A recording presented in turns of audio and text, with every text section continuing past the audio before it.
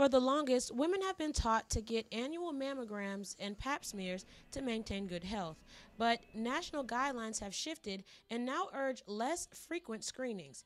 Junior pre-physical therapy student Chantel Shippey stresses how she feels about the changes.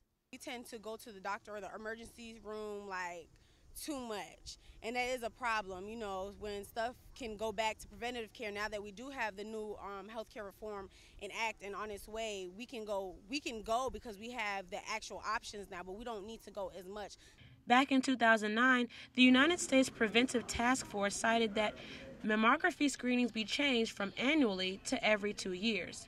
And earlier in March, the American Cancer Society recommended cervical cancer screenings with the pap smear no more than every 3 years. Now, I know you're asking why all of these changes, but medical experts' main concern is that more frequent screenings actually yield more false positive results. That alone lets you know that more doesn't necessarily mean better. The recommendation is not meant to alter women's freedom to access their medical practitioners. What experts are hoping is that this shift in cancer screenings will have a more positive effect on women's health care. Administrator of the Leon County Health Department, Homer Rice, stresses that these new guidelines are only used for prevention.